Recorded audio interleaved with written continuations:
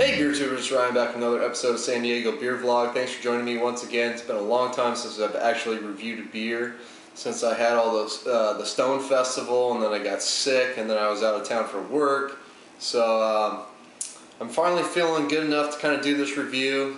Sinuses are mostly clear, but we're going to take a look at another beer from Oud Beersel. This is a Belgian brewery, and this is their Kriek, which is a cherry lambic.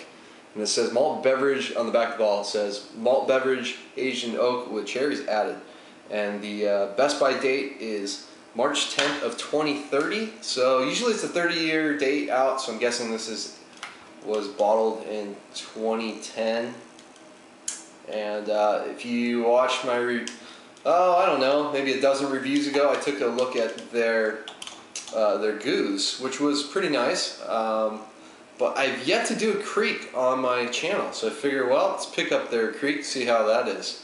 I haven't had too many Krieks, to be honest. Trying to think top of my head, I've had Cantillon, both of Cantillon's Krieks, the Lou Pepe version and then just the regular version. And that might be it as far as Krieks go. I am a fan of cherries, so it's kind of odd that I haven't reviewed one yet. Or really tried very many of them. Okay, color-wise, pours very, very red. Got about a finger and a half of just pink foam. A lot of carbonation coming off the bottom of the glass. It's been out of the fridge a few minutes. It's semi-opaque. You can kind of see through it a little bit, a little hazy. Maybe some yeast in there. Color-wise, it's just very, very red. Very red. Really nice looking Kriek. Let's get the nose on it. Definitely get the cherries, not overpowering. Some tartness, a little bit of funkiness from the yeast.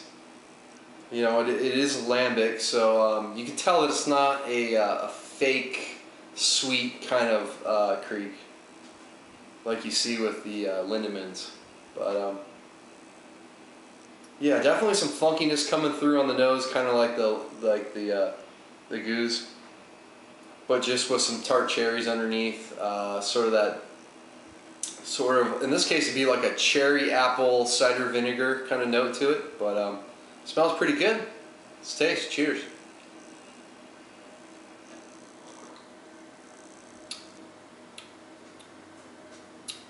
Yeah, that's nice. Nice tartness. Definitely getting my mouth kind of puckering a little bit. Not the most sour. Cherries are not like overly present, but you definitely get them on the back end of the beer. Very natural tasting, not like fake concentrate, just real natural tasting. They probably put the cherries in with pits and all, since it's a wild ale and they can, don't have to worry about contamination so much. So my understanding is, like, once the cherries are in there and they start to dissolve, all the sugars get eaten, you get a secondary fermentation going in the beer. But also, eventually you get the seeds coming out, and the seeds will add a little bit of like a nuttiness to the beer, and you get a touch of that in this one.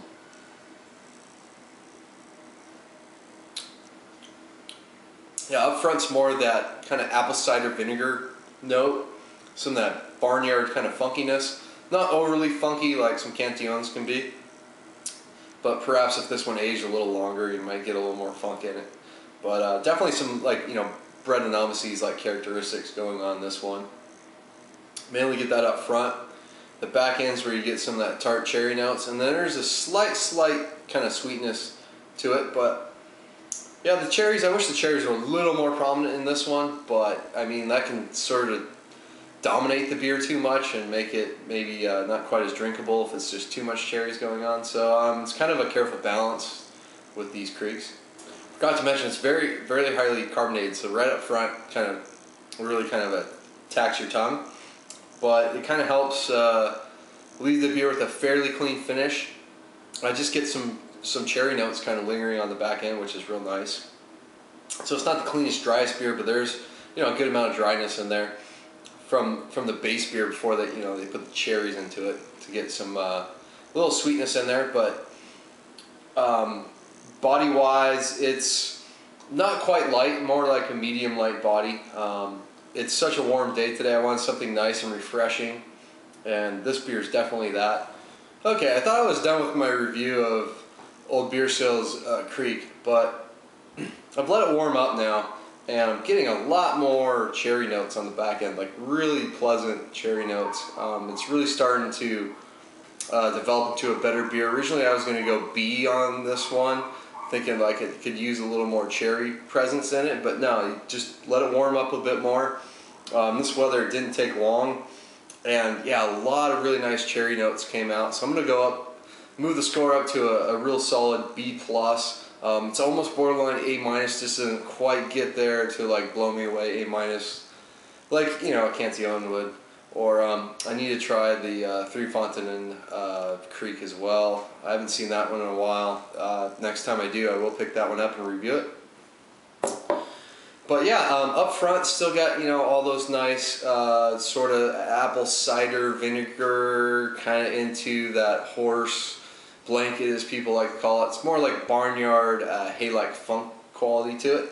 And then the back end, like nutty, fresh, you can tell it's natural cherry notes on it. And it has just a nice tartness up front, a little bit of lingering notes. So yeah, I recommend to pick this one up.